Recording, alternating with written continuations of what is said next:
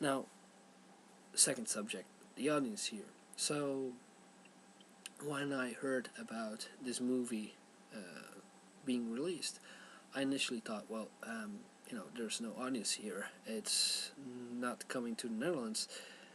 It's just going to stay in the US. Maybe in the US, it's possible to fill like theaters with a decent amount of fans, but here in Europe, it's just impossible, and they are not going to take any risk. They're not going to waste their money. They're not going to take it to the Netherlands. But what you know, it came here anyway, and even in 5 different cities. Um, and even though like some of the theaters were pretty small, they still brought the film here. I think that really deserves a lot of respect. I was sitting there with like a maximum of 15 people, and they were showing that film, and that I think really deserves a lot of respect. I personally think it's like a gesture from the filmmakers and Satriani to let it come to the Netherlands here. I really think it's that. I'm pretty sure that they know that here, at least in the Netherlands, there just isn't an audience for it. When you are going to try any of his CDs in a store, you know, you really aren't going to find it. Like, maybe you will, but then you really have found one of the few shops that really takes that risk.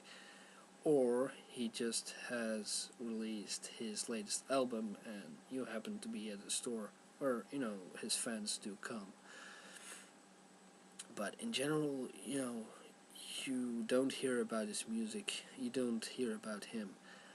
Um, but he has been in the news here once for a Coldplay song, Viva la Vida.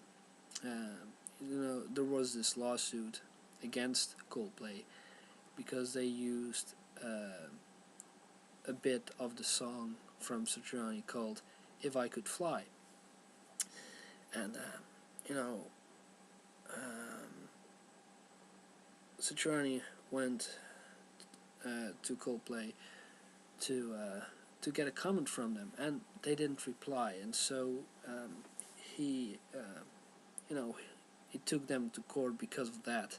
I mean, if Coldplay would have come with a statement like sorry man, but we came up with that ourselves, and it's just an accident, then Satriani would have believed that, and he would have went on with his life. But because Coldplay just were just saying nothing, he just went for the lawsuit, and that has been in the news. And Satriani has won that lawsuit, so that might have given him some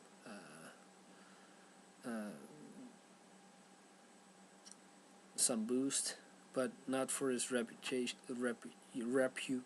I think.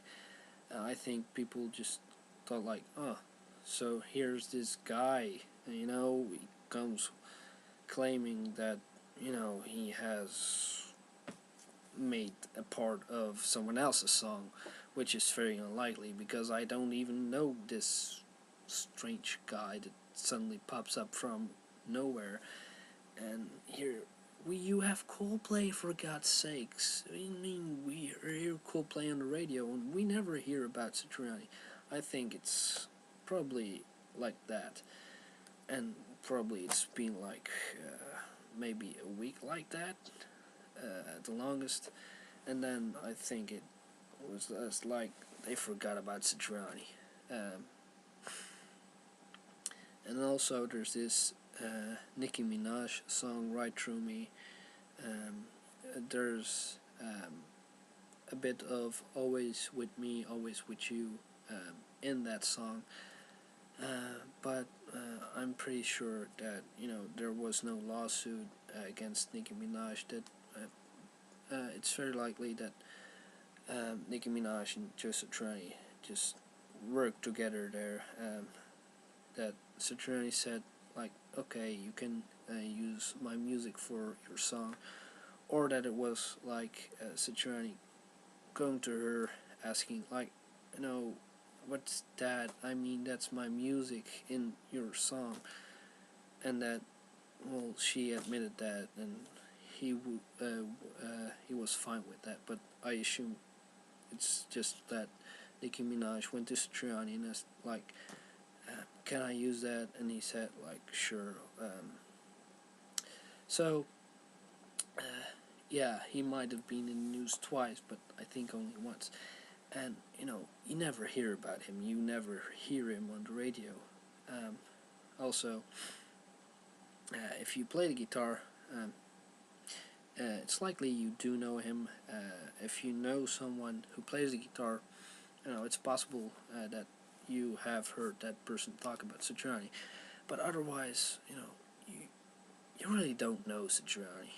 So that's the situation here. So